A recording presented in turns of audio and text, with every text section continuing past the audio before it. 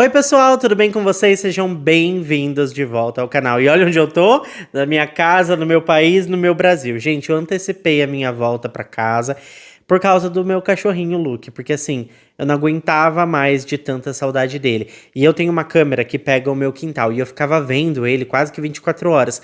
E era engraçado que toda vez que passava um carro na frente de casa, ele pegava um ursinho na boca e ia correndo pro portão, pensando que eu estava chegando. E isso assim, gente, cortou meu coração. Inclusive, eu vou deixar a fotinha aqui, um print, né, da imagem que eu vi na câmera para vocês verem o porquê que eu resolvi voltar para casa. Mesmo assim, eu gravei muita coisa durante a viagem e depois eu vou publicar um vlog de viagem aqui para vocês. Eu acabei ficando apenas 8 dias na Europa, eu ia ficar 35, então eu diminui bastante a viagem. Mesmo assim, eu consegui visitar Roma na Itália, Milão na Itália, Paris na França e Madrid na Espanha. Ou seja, foram 4 cidades, 3 países, a viagem foi bem proveitosa e numa outra oportunidade eu visito outros lugares. Inclusive, eu até encontrei uma seguidora, a Josilene, maravilhosa, que me deu um presente, eu postei tudo lá na rede vizinha, foi muito emocionante encontrar ela lá e isso me fez ficar com mais vontade de fazer um encontrinho com vocês. Então eu vou organizar e qualquer hora a gente marca um encontrinho pra gente poder se conhecer pessoalmente, né? Já nos conhecemos muito bem aqui pela telinha, mas pessoalmente vai ser melhor ainda. E antes de começar o caso de hoje, eu quero lembrar sempre que se você tá chegando por aqui agora e ainda não é inscrito nesse canal, já se inscreve e ativa o sininho para não perder as notificações. Me segue também nas redes sociais, porque por lá eu tô sempre interagindo com vocês. E agora sim, vamos pro que interessa e bora pro caso de hoje.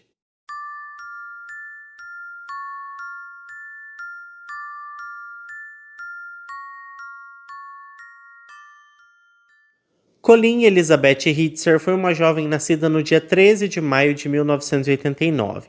Ela era filha do casal Paige e seu marido Thomas Ritzer. Ela era a mais velha dentre os 3 filhos do casal e desde muito jovem ela se mostrou uma pessoa extremamente gentil, atenciosa e carinhosa com todos, sendo também muito protetora com os seus irmãos e sempre encontrava pequenos jeitos de ajudar onde pudesse. Ao longo da sua vida ela se dedicou a ajudar os outros e até foi premiada como a melhor ajudante da turma quando estava no jardim de infância e na primeira série. E assim que ingressou no ensino médio, ela ajudava alunos do ensino fundamental que tinham dificuldades de aprendizado. E como vocês podem imaginar, gente, a Colleen fez muitos amigos ao longo da sua vida, ela teve várias amizades que manteve assim para sempre. Ela era uma pessoa extremamente leal e quem teve a sorte de conhecê-la vivia dizendo que ela era um ser iluminado. A verdade é que a Colleen, pessoal, era aquele tipo de pessoa que sempre coloca as necessidades dos outros à frente das suas próprias. E a sua vida era definida por sua generosidade e capacidade de ajudar. Desde os 3 anos, a Colleen já tinha um talento especial para ajudar os outros e à medida que crescia, ficava cada vez mais claro que sua verdadeira vocação era ser professora. Ela era uma líder nata, não no sentido de ser mandona ou querer reconhecimento, mas porque realmente amava ajudar as pessoas e sabia como se conectar com a nova geração. Então, assim, ela liderava, gente. As pessoas seguiam ela e gostavam disso, sabe? Seu interesse em ensinar começou bem cedo, mas realmente floresceu durante o seu último ano na faculdade, em 2011. Ela estava no último ano da Assumption College e parte do seu curso exigia que ela completasse créditos de estágio, sendo designada para trabalhar com alunos do ensino médio que estavam tendo dificuldades em matemática. A Colleen tinha uma habilidade incrível de explicar conceitos matemáticos complexos de forma que qualquer pessoa conseguia entender e se sentir capaz de aprender só ouvindo. O número de alunos que ela impactou e ficaram animados com a educação só mostra que era isso que ela deveria fazer, porque ela era muito boa no que fazia, gente. Assim, a Colleen conseguiu um emprego como professora de matemática na Danvers High School, que ficava em Danvers, no estado norte-americano de Massachusetts. E mesmo tendo ensinado lá por apenas 1 ano, alunos e professores a adoravam. Ela era jovem, estava com apenas 24 anos, mas essa juventude parecia ser uma de suas muitas forças, pois conseguia se conectar com os alunos de uma maneira incrível, que eles podiam compreender com muito mais facilidade as matérias. Para vocês terem uma ideia, ela usava o Twitter para postar atualizações e compartilhar citações inspiradoras, pequenas coisas que a tornavam envolvente para o aprendizado dos seus alunos. Ela era uma professora que qualquer um teria a sorte de ter, e ela lidava muito bem com a juventude, sabe? Porque ela estava sempre conectada, as aulas dela eram dinâmicas, então todo mundo gostava dela como professora. Só que, infelizmente, a gente chegou agora no ponto onde esse caso vai só ladeira abaixo. E com isso nós chegamos no dia 22 de outubro de 2013. Aquele dia era bem normal, uma rotina comum. Ela deu um dia inteiro de aulas, terminando por volta das 14 horas, e planejou ficar mais 1 hora para ajudar os alunos que quisessem tirar alguma dúvida. Com base no que foi relatado mais tarde pelas autoridades policiais, havia 2 alunos que ficaram até mais tarde naquela tarde, e um deles era um aluno novo chamado Philip Chisme. O tal do Philip havia se mudado recentemente com a sua mãe para Denver, e eles estavam vindo do Tennessee, porque os pais tinham se divorciado. O rapaz era quieto e não havia muito que o destacasse, sabe? Ele estava no time de futebol júnior e alguns disseram que ele era até razoavelmente bom, mas além disso era apenas mais um aluno comum, não se destacando em mais nada. Contudo, naquela terça-feira, ele não apareceu para o treino de futebol e seu treinador não ficou nem um pouco preocupado, porque os alunos frequentemente faltavam aos treinos por várias razões diferentes. Então, assim, era bem comum isso, sabe? Mais tarde, naquela noite, por volta das 18 horas e 30 minutos, ele não voltou para casa. E a sua mãe começou a se preocupar. Então, ela ligou para a emergência para reportar o seu desaparecimento. Mas ela não foi a única mãe preocupada naquele dia. Os pais da Colleen, a Peg e o Tom, notaram que ela também não voltou da escola. Ela ainda morava com os pais e, claro, era adulta e poderia ir e vir quando quisesse, mas a Colleen seguia uma rotina e sempre se comunicava muito bem com os seus pais, então ela não sairia sem dizer nada. E por isso eles acharam estranho que ela não voltou para casa, não disse onde estava ou por que estava atrasada. Isso não fazia parte dela. Eles desconfiaram de que tinha algo errado e tinha mesmo, tá? Então o seu pai, o Tom, decidiu ir até a escola para ver se ela estava lá e ficou surpreso ao perceber que o carro dela ainda estava no estacionamento, mas a Colleen não estava em lugar nenhum. Ele não conseguiu encontrá-la na sala de aula e até entrou em contato com outro professor para ver se ele sabia onde a sua filha estava, mas ninguém tinha notícias da Colleen. Até mesmo as amigas dela não tinham ouvido falar da mulher, o que era assim bem estranho. Enquanto os pais tentavam descobrir onde ela estava, o diretor da escola estava alertando o corpo docente sobre a situação de um aluno desaparecido. Então, entre as 8 e 9 horas da noite, um e-mail em massa foi enviado explicando que o aluno Philip Chisme, de 14 anos, não havia sido visto e que a sua mãe havia registrado um boletim de ocorrência do seu desaparecimento. Não muito tempo depois, 2 conexões muito importantes foram feitas. Não só as pessoas começaram a perceber que a Colleen também estava sumida, mas elas perceberam que o aluno desaparecido Philip esteve na última aula do dia dela, o que não podia ser uma coincidência, certo? Afinal de contas, os 2 estavam desaparecidos e os 2 haviam estado juntos por último. E realmente, gente, não era coincidência não, tá? Uma das primeiras coisas que a polícia fez foi tentar localizar os celulares deles para descobrir onde tinham sido vistos pela última vez. Talvez assim seria mais fácil de encontrá-los. O celular da Colleen fez o último sinal de localização a cerca de 25 minutos a pé da escola, enquanto o celular do Philip registrou a última conexão em um cinema próximo. Mas ao chegarem no cinema, a polícia não encontrou o Philip em lugar nenhum. De acordo com as imagens de segurança, ele realmente foi assistir a um filme, mas não ficou claro para onde ele foi depois disso. Também não encontraram a Colleen onde o celular dela havia sinalizado, então eles iniciaram buscas nas áreas onde os celulares tinham emitido sinal e também realizaram buscas na escola. Algumas descobertas importantes foram feitas rapidamente. Por volta das 22 horas e 30 minutos, um policial chegou à escola de Danvers e foi encarregado de revisar as gravações de segurança. Eles haviam acabado de instalar mais de 100 novas câmeras e algumas informações incrivelmente valiosas foram descobertas. Mas quando a polícia chegou, o computador que armazenava todas essas gravações estava com problemas para iniciar. Enquanto esperava que tudo funcionasse, ele foi para a área arborizada que cercava a escola para conversar com alguns dos oficiais sobre como estava a busca.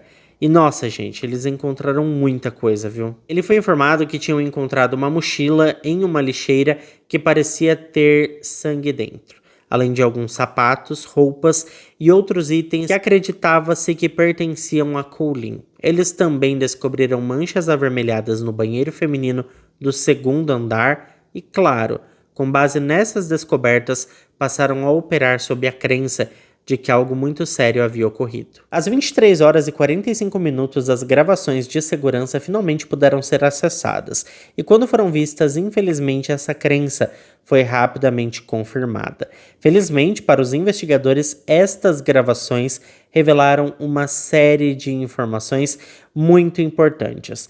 E agora eu vou detalhar para vocês um pouquinho sobre a linha do tempo.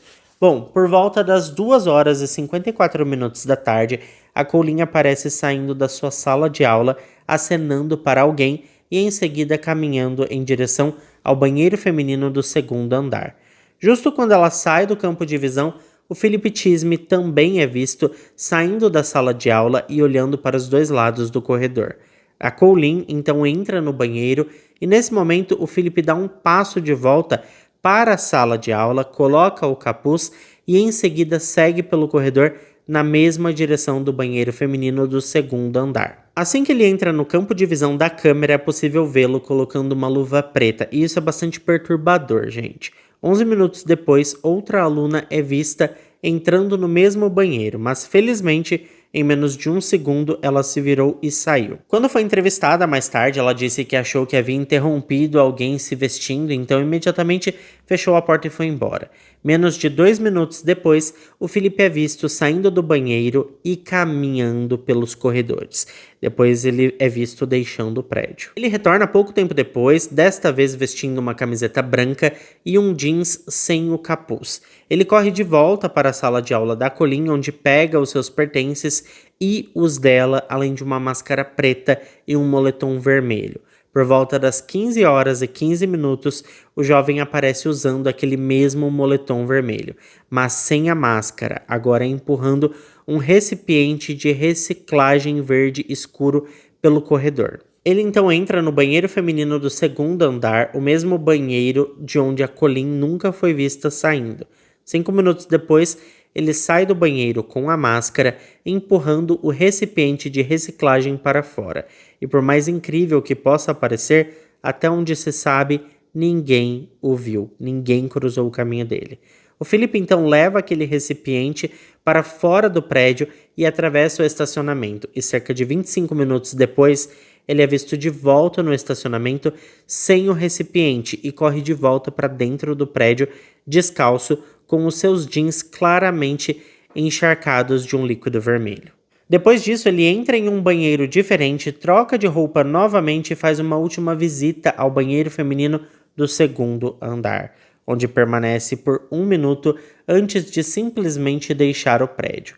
Após isso, ele foi visto no estacionamento conversando com um outro aluno e de repente ele entra no prédio mais uma vez, basicamente passeando pelos corredores. Não está claro por que ele estava apenas vagando, mas isso parece ter durado vários minutos. Para os investigadores era inacreditável que tudo isso estivesse acontecendo dentro de uma escola sem ninguém ver. Só que as provas estavam ali, bem na frente deles, né? Essas filmagens, gente, foram a melhor prova que eles poderiam ter para entender o que aconteceu nesse caso terrível. Os oficiais acabaram encontrando outras coisas na floresta, incluindo o recipiente de reciclagem, roupas com manchas vermelhas e um par de luvas brancas. Equipes de busca com cães e a unidade de imagem térmica do Corpo de Bombeiros foram convocados, embora nenhuma delas tenha conseguido descobrir os restos da Colleen. A verdade é que a única razão pela qual as autoridades conseguiram encontrar os seus restos foi por causa do próprio Philip. Por volta de 00:30, um oficial do Departamento de Polícia de Topsfield foi enviado à rodovia 1 após um relato de que um jovem estava caminhando ao longo de uma estrada. Nesse ponto, o Departamento de Polícia de Topsfield já havia sido informado sobre o desaparecimento de um adolescente de 14 anos de Danvers, que fica a apenas alguns quilômetros ao sul de onde tinha sido esse chamado, mas eles não sabiam que o indivíduo na estrada era a mesma pessoa. A princípio, devido à escuridão e ao fato de que o Philip é bastante alto para sua idade, eles acreditavam que ele era um homem na casa dos seus 20 anos. Somente depois de conversarem com ele por alguns minutos, eles perceberam que ele era o Philip Chisholm, o estudante desaparecido. É importante notar que esse oficial não sabia que também havia uma professora desaparecida que já estava sendo considerada morta. De qualquer forma, ele perguntou ao Philip o que havia com a sua mochila, e o Philip respondeu que estava cheia de equipamentos de sobrevivência. A mochila ainda não havia sido revistada nesse momento, mas pediram que ele tirasse o que tinha nos bolsos. Nos bolsos ele carregava uma pedra, uma carteira de motorista, um cartão de seguro e um cartão de crédito, todos com o nome de Colleen Ritzer. Naquela altura, aqueles oficiais não sabiam que uma professora da escola também estava desaparecida, mas mesmo assim eles acharam estranho que o Philip estivesse carregando vários pertences e documentos de uma outra pessoa. O oficial simplesmente perguntou a ele de onde eram essas coisas e, a princípio, ele disse que as tinha encontrado na loja Stop & Shop, mas depois mudou sua resposta e disse que tinha encontrado no carro daquela mulher. Obviamente, para esse oficial que não tinha a história completa e não sabia que a Colleen estava desaparecida, tudo isso parecia muito estranho. Ele estava, assim, definitivamente preocupado, mas ainda não sabia a gravidade da situação. Assim, faltando 15 minutos para 1h da manhã, o Philip foi levado para a delegacia de polícia de Topsfield. E foi nesse momento que a sua mochila foi oficialmente revistada. Quando finalmente vasculharam a mochila e tiraram tudo de dentro, foi chocante, assim, gente, para dizer o mínimo, sabe? Dentro da mochila, os oficiais encontraram não apenas uma bolsa de uma mulher e uma peça de roupa íntima feminina, mas também um estilete, coberto ali com líquido vermelho, e quando perguntaram ao Philip de quem era aquilo, ele apenas disse que era de uma garota, e neste momento os oficiais ainda não sabiam que uma mulher estava desaparecida. Mas isso por si só foi o suficiente para mostrar que algo ruim havia acontecido e que havia muito mais a ser descoberto. Um oficial saiu da sala para contatar a polícia de Danvers, enquanto os outros policiais permaneceram e continuaram a fazer perguntas ao Philip. Foi então que eles perguntaram qual era o paradeiro da garota. O adolescente respondeu apenas que ela estava enterrada na floresta e que não, eles não poderiam ajudá-la porque tudo já tinha sido feito e estava terminado. Enquanto isso, a mãe do rapaz foi notificada e convidada a comparecer à delegacia de Danvers, para onde o Philip estava sendo transferido pouco depois da 1h30 da manhã. Ela chegou e foi entrevistada brevemente pela polícia antes que ela e o Philip finalmente pudessem se ver. Eles receberam permissão para conversar em particular, mas por volta das 2h30 da manhã, o interrogatório oficial começou. E claro, por ele ser menor de idade, sua mãe pôde ficar na sala durante o interrogatório. Curiosamente, não muito tempo depois de começarem, o Philip pediu que ela saísse. A entrevista durou 1h44 cravados, e na maior parte ele basicamente confessou e contou o que havia acontecido. Alguns de seus relatos foram sem dúvidas enganosos, ou talvez ele estivesse confuso, ainda processando o que tinha feito. Então algumas partes eram uma versão distorcida da verdade, mas na maior parte ele revelou praticamente tudo o que fez, e a verdade era que ele era mesmo responsável pelo falecimento da Colleen e por jogar o seu corpo na floresta. O Philip explicou que utilizou o estilete para atingir a vítima bem no pescoço e depois finalizou ali com a garganta dela. O oficial desenhou um diagrama Vego da sua cabeça e pescoço e pediu ao Philip que desenhasse exatamente onde ele atingiu e quantas vezes. Detalhes como esse, gente, podem indicar que ele estava tentando enganar ou simplesmente não se lembrava do que realmente havia feito. Mas ele explicou essa parte 2 vezes, desenhando 2 linhas no diagrama, onde disse ter feito ali, né, os cortes. Contudo, mais tarde, quando realizaram a autópsia, as autoridades descobriram que ela havia sido atingida com o objeto por 16 vezes. Ele também os levou até o corpo mais uma vez com um diagrama mostrando onde exatamente a jogou. Ele também desenhou onde havia destruído os celulares de ambos. A forma tão aberta e casual como ele compartilhou tudo isso foi chocante para os policiais, porque ele tinha 14 anos, né, gente? E você deve estar se perguntando por que um aluno tão jovem faria isso com uma professora de uma maneira tão cruel. Ele tinha apenas 14 anos e isso torna toda essa história quase que inacreditável. Quando se trata do porquê, o Philip explicou que estava conversando com ela e que ela usou uma palavra, um gatilho, que o irritou muito, mas ele não revelou qual era essa tal palavra. Ele apenas disse que se sentiu insultado e muito magoado.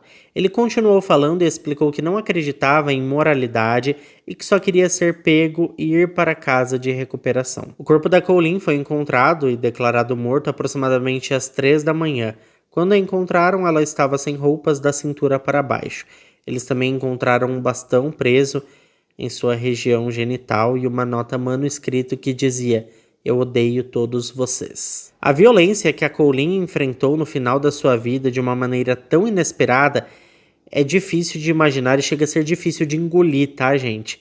Ela nunca poderia imaginar que seria, né, que sofreria de tal forma por um aluno em uma escola que ela amava frequentar, onde havia tantas memórias felizes e experiências que ela gostava mesmo, sabe? E falecer dessa maneira ali, na escola, no banheiro, do jeito que foi, ninguém poderia ter previsto isso. Parece difícil de acreditar que isso realmente poderia acontecer. Só que aconteceu. A autópsia revelou que o agressor teve relações não consentidas com a vítima e depois a sodomizou com um bastão, e a causa oficial da morte foi determinada como relacionadas aos ferimentos com o objeto cortante e também asfixia. O velório da Colleen foi realizado no dia 27 de outubro e centenas de pessoas se reuniram para honrar a memória da querida e respeitada professora. Na manhã seguinte, seus serviços fúnebres foram realizados e mais de 1.000 pessoas, incluindo amigos, familiares, alunos, colegas de trabalho e membros da comunidade, se reuniram para apoiar ela e a sua família. E enquanto ao Philip, ele foi preso nas primeiras horas da manhã do dia 23 de outubro de 2013 e acusado de homicídio, violência íntima agravada e roubo.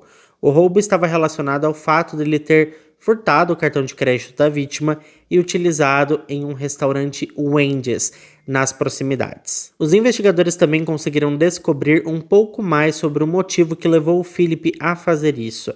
Parte das informações veio de um colega de classe que estava na sala depois do horário escolar com a Colleen e o Philip, e outra parte veio de um professor com quem a Colleen conversou pouco antes de perder a sua vida. Começando pelo que o estudante relatou, os investigadores descobriram que o Philip não estava prestando atenção na aula naquele dia, então a Colleen o convidou para ficar mais tarde e conversar. Ela não estava com raiva dele, apenas queria saber como ele estava se sentindo, se ele estava entendendo os conceitos da aula, enfim, ela só queria ajudar. Segundo esse estudante, enquanto a Colleen conversava com ele, ela mencionava a palavra Tennessee. E se nós lembrarmos bem, o Philip tinha se mudado recentemente para Denver, vindo do Tennessee, por conta do divórcio dos seus pais. Não se pode afirmar nada com certeza, pois ninguém sabe ao certo, mas a palavra Tennessee pode ter desencadeado uma reação nele. Inclusive, o aluno que prestou o depoimento afirmou que após a Colleen mencionar o Tennessee, o Philip ficou visivelmente chateado. O estudante afirmou que a Colleen percebeu a sua mudança de humor e, para não deixá-lo desconfortável, decidiu mudar de assunto. Um ponto importante que eu acho que pode ajudar a gente a entender um pouco melhor esse caso é que nos Estados Unidos, quando alguém se muda assim de estado, vai para um estado novo, às vezes algumas pessoas chamam essa pessoa pelo nome da cidade ou pelo nome do estado, né? Como, por exemplo, imagina que alguém de Nova York se mudou para o Tennessee e ela entra para uma escola nova, por exemplo, e aí a professora chama aquela pessoa de Nova York. Em Nova York, sabe? Tipo, isso acontece, eu já vi em muitos filmes, parece que é algo comum. Eu sei que eu tenho muitos seguidores dos Estados Unidos, então se vocês puderem, confirma essa informação para mim aqui embaixo nos comentários. Eu não sei se foi isso que aconteceu, se ela estava chamando ele de Tennessee por ele ter vindo do Tennessee, e também não sei dizer com certeza se foi essa a palavra que o irritou, porque ele nunca quis revelar isso, gente. Agora sim, segundo o professor que falou com a Colleen pouco antes dela perder a vida, ela mencionou que não entendia por que o Philip ainda estava por perto. Isso tudo significa basicamente que a Colleen pediu para ele ficar após a aula, mas não entendeu o fato dele continuar na escola mesmo depois que a conversa entre a professora e o aluno tinha acabado. Bom, o Philip foi mantido sob custódia, sem direito à fiança, e apesar das evidências esmagadoras contra ele, como vocês já devem ter imaginado, ele se declarou não culpado por motivo de insanidade mental. E era óbvio para todos que a defesa utilizaria essa estratégia. Ele e seus advogados planejavam argumentar que o rapaz teve um surto psicótico, o que o levou a essa explosão de violência, e que isso foi um evento isolado que não refletia quem ele realmente era. O problema é que ele foi violento mais uma vez enquanto aguardava o julgamento, em 2014, para ser mais exato. O jovem, gente, atacou um funcionário do Departamento de Serviços Juvenis, seguindo-o até o banheiro e o estrangulando até ser interrompido por outras pessoas que interviram ali na situação. Naturalmente, isso resultou em acusações adicionais, incluindo tentativa de homicídio, pela qual ele se declarou culpado recentemente, em abril de 2024. Mas voltando ao julgamento pela morte da Colleen Ritzer, a audiência aconteceu em 2015, e como eu acabei de dizer, a sua equipe de advogados tentava usar a insanidade mental como sua principal fonte de defesa. Os advogados dele trouxeram um psiquiatra para testemunhar que ele sofria de esquizofrenia e início precoce de outros problemas de saúde mental, que resultaram em uma psicose temporária, além de um moderado estado depressivo. Entretanto, a promotoria convocou um prestigiado escritor da área médica e psiquiatra renomado para analisar o rapaz, revisar todos os seus laudos médicos e falar sobre suas conclusões sobre o estado mental do garoto no momento em que ele cometeu aquele crime. Ao ser questionado pelo tribunal, o médico respondeu que, em sua opinião profissional, embora o réu, naquele momento, pudesse estar apresentando alguns indícios de angústia ou perturbação emocional, na medida em que esses sinais estavam presentes, eles não comprometiam substancialmente sua capacidade de distinguir a licitude ou a criminalidade dos seus atos, nem prejudicavam a sua habilidade de conformar sua conduta às exigências da lei. Para concluir, o especialista atestou que o rapaz era absolutamente competente para compreender o que fez e também estava apto para ser julgado e compreendia com clareza o que um julgamento significava. É evidente, gente, que essas duas análises totalmente opostas deixaram o júri um pouco confuso. Afinal de contas, havia dois profissionais testemunhando, cada um realizando seus próprios testes e chegando a conclusões totalmente diferentes. Não havia um consenso. Mas para ajudar a promotoria a entender por que o réu era um jovem frio, cruel, maldoso e impossível de conviver em sociedade, a promotora esclareceu que o Philip tinha premeditado todo o ataque, porque ele chegou na escola naquele dia completamente preparado para cometer esse crime. Ele tinha uma máscara de esqui, um estilete e uma troca de roupa.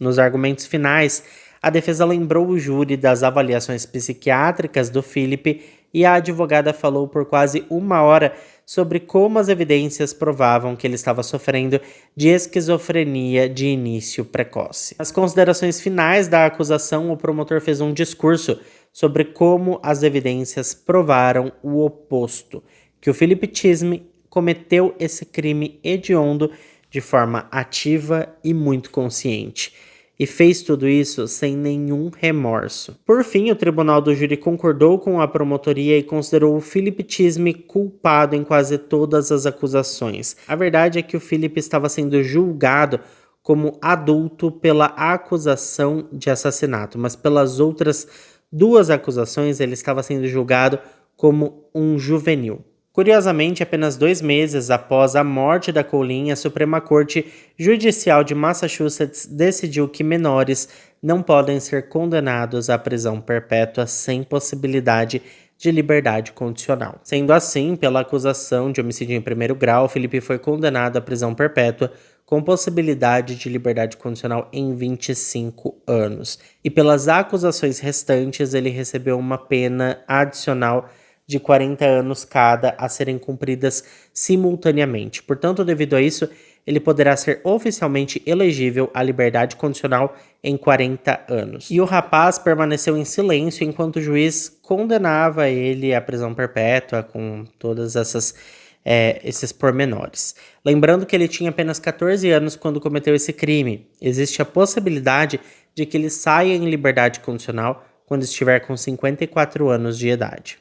Após tudo isso, a família Ritzer criou o Fundo Memorial Colleen Ritzer, que é uma organização sem fins lucrativos para dar continuidade ao legado da Colleen por meio de várias iniciativas diferentes. A Bolsa de Estudos Colleen Ritzer foi estabelecida pela família para beneficiar estudantes da área de Andover e Danvers, que demonstrem paixão pelo ensino, excelência acadêmica e também amor pela família. A organização ainda tem uma bolsa para aspirantes a professores e também uma bolsa para pós-graduação. Como eu disse anteriormente, em 2024, o Philip se declarou culpado pela tentativa de homicídio de um trabalhador da unidade prisional e por isso ele recebeu uma pena adicional de 17 a 20 anos, que também será cumprida de forma simultânea, o que acaba não afetando o tempo que ele passará na prisão. E agora chegou o momento de você me contar tudo o que você pensa sobre tudo isso. Então não esquece de deixar para mim o que você achou de tudo isso aqui embaixo. Muito obrigado a quem ficou até aqui comigo. Se ficou até aqui, não esquece de deixar o seu like, que ajuda muito na divulgação do canal. Eu fico por aqui, um beijo para todos vocês e até o próximo vídeo.